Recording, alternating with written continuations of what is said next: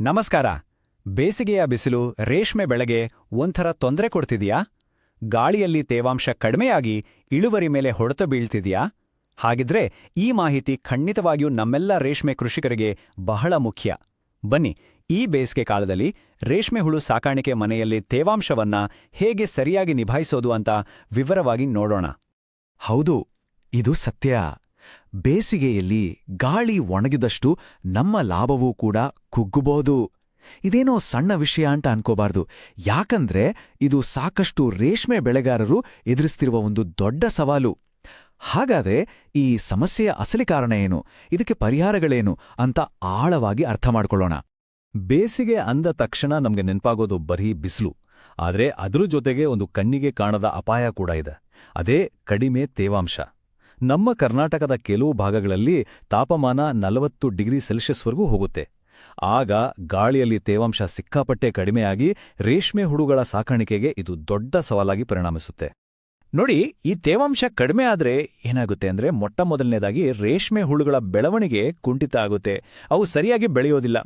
ಆಮೇಲೆ ಅವು ಪೊರೆ ಕಳಿಚೋಕೆ ಅಂದ್ರೆ ಮೋಲ್ಟಿಂಗ್ ಮಾಡೋಕೆ ತುಂಬಾನೇ ಕಷ್ಟಪಡ್ತವೆ. ಇದೆಲ್ಲದರ ಪರಿಣಾಮವಾಗಿ ಕೊನೆಗೆ ನಮಗೆ ಸಿಗೋ ಗೂಡುಗಳ ಗುಣಮಟ್ಟ ಕೂಡ ಕಡಿಮೆಯಾಗುತ್ತೆ. ಹಾಗಾದ್ರೆ ಈ ತೇವಾಂಶ ಯಾಕೆ ಇಷ್ಟೊಂದು ಮುಖ್ಯ? ರೇಷ್ಮೆ ಹುಳುಗಳು ಆರೋಗ್ಯವಾಗಿ ಬೆಳೆಯೋಕೆ ಯಾಕೆ ಸರಿಯಾದ ಪ್ರಮಾಣದ ತೇವಾಂಶ ಬೇಕೇ ಬೇಕು? ಇದರ ಹಿಂದಿರೋ ವಿಜ್ಞಾನವನ್ನ, ಅದರ ಅಗತ್ಯವನ್ನ ಈಗ ನಾವು ಸರಿಯಾಗಿ ಅರ್ಥ ಮಾಡ್ಕೊಳ್ಳೋಣ. ಇಲ್ಲಿ ಗಮನಿಸಬೇಕಾದ ಒಂದು ಪ್ರಮುಖ ಅಂಶ ಅಂದ್ರೆ ರೇಷ್ಮೆ ಹುಳುಗಳ ಬೆಳವಣಿಗೆಯ ಬೇರೆ ಬೇರೆ ಹಂತಗಳಲ್ಲಿ ಬೇರೆ ಬೇರೆ ಪ್ರಮಾಣದ ತೇವಾಂಶ ಬೇಕಾಗುತ್ತೆ. ಉದಾಹರಣೆಗೆ, ಹುಳುಗಳು ಸಣ್ಣದಿದ್ದಾಗ ಅಂದ್ರೆ ಮರಿಹುಳು ಹಂತದಲ್ಲಿ 85-90% ಜಾಸ್ತಿ ತೇವಾಂಶ ಬೇಕು. ಅದೇ ಗೂಡು ಕಟ್ಟೋ ಹಂತದಲ್ಲಿ 65-70% ಇದ್ರೆ ಸಾಕು. ಈ ವ್ಯತ್ಯಾಸವನ್ನ ಅರ್ಥ ಮಾಡ್ಕೊಂಡ್ರೆ ಯಶಸ್ವಿ ಕೃಷಿ ಮಾಡೋದು ಸುಲಭ. ರೇಷ್ಮೆ ಹುಳುಗಳಿಗೆ ಬೇಕಾಗಿರೋ ಆದರ್ಶ ತೇವಾಂಶಕ್ಕೂ ಬೇಸಿಗೆಯಲ್ಲಿ ಸಾಮಾನ್ಯವಾಗಿ ಇರೋ ತೇವಾಂಶಕ್ಕೂ ಅಜಗಜಾಂತರ ವ್ಯತ್ಯಾಸ ಇರುತ್ತೆ. ಕೆಲವೊಂದು ಸಲ ತೇವಾಂಶ 60%ಕ್ಕಿಂತಾನೂ ಕೆಳಗೆ ಇಳಿದುಬಿಡುತ್ತೆ.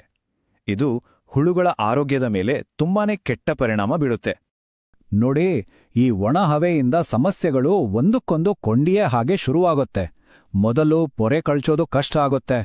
ಆಮೇಲೆ ಹುಳುಗಳು ನಿತ್ರಾಣವಾಗಿ ಒಣಗಿದ ಹಾಗೆ ಚಟುವಟಿಕೆ ಇಲ್ದೇ ಇರ್ತವೆ.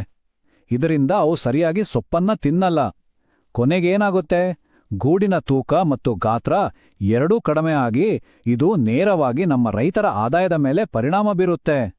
ಸರಿ, ಹಾಗಾದ್ರೆ ಇಷ್ಟೆಲ್ಲ ಸಮಸ್ಯೆ ಇದೆ, ಇದಕ್ಕೆ ಪರಿಹಾರ ಇಲ್ವಾ? ಖಂಡಿತ ಇದೆ, ಚಿಂತೆ ಮಾಡಬೇಕಾಗಿಲ್ಲ. ಸಾಕಾಣಿಕೆ ಮನೆಯಲ್ಲಿ ತೇವಾಂಶವನ್ನ ಹೆಚ್ಚಿಸೋಕೆ ತುಂಬಾ ಸರಳವಾದ, ಕಡಿಮೆ ಖರ್ಚಿನ ಆದರೆ ತುಂಬಾನೇ ಪರಿಣಾಮಕಾರಿಯಾದ 3 ವಿಧಾನಗಳಿವೆ. ಬನ್ನಿ, ಅವ್ರು ಯಾವುವು ಅಂತ ನೋಡೋಣ.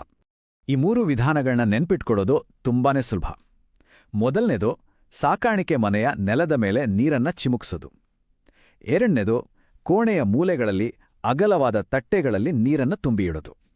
ಇನ್ನು ಮೂರನೇದು, ಹುಳುಗಳಿರೋ ಟ್ರೇಗಳ ನಡುವೆ ಸಾಕಷ್ಟು ಜಾಗ ಉಂಡೆ ಹಾಗೆ ನೋಡ್ಕೊಳ್ಳೋದು. ಆದ್ರೆ ಇಲ್ಲಿ ಒಂದು ತುಂಬಾನೇ ಮುಖ್ಯವಾದ ಎಚ್ಚರಿಕೆ ಇದೆ. ಇದನ್ನ ಮರಿಲೇಬಾರ್ದು. ನೀರು ಚಿಮುಕಿಸುವಾಗ ಯಾವುದೇ ಕಾರಣಕ್ಕೂ ನೀರು ರೇಷ್ಮೆ ಹುಳುಗಳ ಮೇಲೆ ಆಗ್ಲಿ ಅಥವಾ ಅವುಗಳನ್ನು ಸಾಕಿರೋ ಟ್ರೇಗಳ ಮೇಲೆ ಆಗ್ಲಿ ನೇರವಾಗಿ ಬೀಳಬಾರದು. ಹೀಗೆ ಮಾಡಿದ್ರೆ ಹುಳುಗಳಿಗೆ ರೋಗಗಳು ಬರೋ ಸಾಧ್ಯತೆ ಇರುತ್ತೆ, ಮತ್ತೆ ಅವುಗಳಿಗೆ ತೊಂದರೆಯಾಗುತ್ತೆ. ಹುಷಾರು. ನಾವು ಹೇಳಿದ 3ನೇ ವಿಧಾನ ಅಂದ್ರೆ ಟ್ರೇಗಳ ನಡುವೆ ಜಾಗ ಬಿಡೋದು, ಅದರ ಹಿಂದಿನ ಕಾರಣ ಏನ್ ಗೊತ್ತಾ? ಟ್ರೇಗಳ ಮಧ್ಯೆ ಸರಿಯಾದ ಅಂತರ ಇದ್ರೆ ಗಾಳಿಯ ಸಂಚಾರ ಚೆನ್ನಾಗಾಗತ್ತೆ. ಇದರಿಂದ ಕೋಣೆಯ ಎಲ್ಲಾ ಕಡೆ ತೇವಾಂಶ ಒಂದೇ ಸಮನಾಗಿ ಸ್ಥಿರವಾಗಿ ಇರೋದಕ್ಕೆ ಸಹಾಯ ಆಗುತ್ತೆ. ಆದ್ರೆ ಇಲ್ಲೊಂದು ಸೂಕ್ಷ್ಮವಾದ ವಿಷಯ ಇದೆ. ತೇವಾಂಶ ಕಡಿಮೆ ಇದೆ ಅಂತ ಅದನ್ನ ಅತಿಯಾಗಿ ಹೆಚ್ಚಿಸೋ ಪ್ರಯತ್ನನೂ ಮಾಡಬಾರ್ದು. ಯಾಕೆಂದ್ರೆ ಅತಿಯಾದ್ರೆ ಅಮೃತನೂ ವಿಷ ಅಲ್ವಾ? ಹಾಗಾಗಿ ಸರಿಯಾದ ಸಮತೋಲನವನ್ನ ಕಂಡುಕೊಳ್ಳೋದೇ ಇಲ್ಲಿ ಯಶಸ್ಸಿನ ಮೂಲಮಂತ್ರ. ನೋಡಿ, ತೇವಾಂಶ ಸರಿಯಾದ ಪ್ರಮಾಣದಲ್ಲಿದ್ರೆ ಹುಳುಗಳು ಆರೋಗ್ಯವಾಗಿರ್ತವೆ, ಪೊರೆ ಕಳಚೋದು ಸುಲಭ ಆಗುತ್ತೆ. ಆದ್ರೆ ಒಂದು ವೇಳೆ ತೇವಾಂಶ ಜಾಸ್ತಿ ಆದ್ರೆ ಶಿಲೀಂಧ್ರ ರೋಗಗಳು ಅಂದ್ರೆ ಫಂಗಲ್ ಡಿಸೀಸ್ ಬರೋ ಅಪಾಯ ಹೆಚ್ಚಾಗತ್ತೆ. ಇದು ಹುಳುಗಳನ್ನ ದುರ್ಬಲ ಮಾಡತ್ತೆ. ಹಾಗಾಗಿ ಸಮತೋಲನ ಕಾಪಾಡಿಕೊಳ್ಳೋದು ತುಂಬಾನೇ ಮುಖ್ಯ. ನಾವೀಗ ಬಹುತೇಕ ಕೊನೆಗೆ ಬಂದಿದ್ದೇವೆ. ಈ ಎಲ್ಲಾ ಸರಳವಾದ ಕ್ರಮಗಳನ್ನ ಪಾಲಿಸೋದ್ರಿಂದ ಹೇಗೆ ಆರೋಗ್ಯಕರವಾದ ಹುಳುಗಳನ್ನ ಬೆಳೆಸಿ ಹೆಚ್ಚು ಲಾಭದಾಯಕವಾದ ಫಸಲನ್ನ ಪಡೀಬೋದು ಅನ್ನೋದನ್ನ ಒಮ್ಮೆ ಸಂಕ್ಷಿಪ್ತವಾಗಿ ನೋಡೋಣ. ಹಾಗಾದ್ರೆ ಯಶಸ್ಸಿಗಾಗಿ ಈ ಕೆಲವು ಅಂಶಗಳನ್ನ ನೆನಪಿನಲ್ಲಿಡೋಣ. 1. ನೀರನ್ನ ನೆಲದ ಮೇಲೆ ಮಾತ್ರ ಚಿಮುಕಿಸಬೇಕು, ಹುಳುಗಳ ಮೇಲೆ ಖಂಡಿತ ಬೇಡ. 2. ಕೋಣೆಯೊಳಗೆ ನೀರಿನ ಪಾತ್ರಗಳನ್ನ ಇಡೋದನ್ನ ಮರಿಬಾರ್ದು. 3. ಗಾಳಿ ಆಡೋಕ್ಕೆ ಅನುಕೂಲ ಆಗೋ ಹಾಗೆ ಟ್ರೇಗಳ ಮಧ್ಯೆ ಸಾಕಷ್ಟು ಜಾಗ ಇರ್ಲಿ. ಮತ್ತು 4ನೇ ಹಾಗೂ ಪ್ರಮುಖ ಅಂಶ, ಯಾವಾಗ್ಲೂ ಸಾಕಾಣಿಕೆ ಮನೆಯಲ್ಲಿ ಒಳ್ಳೆ ಗಾಳಿ ಬೆಳಕಿನ ವ್ಯವಸ್ಥೆ ಇರೋ ಹಾಗೆ ನೋಡ್ಕೊಳ್ಳಿ. ಕೊನೆಯದಾಗಿ ಒಂದು ಮಾತು ನೆನ್ಪಿರ್ಲಿ, ಸಾಕಾಣಿಕೆ ಮನೆಯಿನ ಗಾಳಿಯನ್ನು ನಿಯಂತ್ರಿಸುವುದೆಂದರೆ ರೇಷ್ಮೆ ಕೃಷಿಯ ಕಲೆಯನ್ನು ಕರಗತ ಮಾಡಿಕೊಂಡಂತೆ. ಈ ಸರಳ ತಂತ್ರಗಳನ್ನು ಅಳವಡಿಸಿಕೊಂಡು ಈ ಕಲೆಯಲ್ಲಿ ನಾವೆಲ್ಲರೂ ಪರಿಣತರಾಗಿ ಉತ್ತಮ ಫಸಲನ್ನು ಪಡೆಯೋಣ.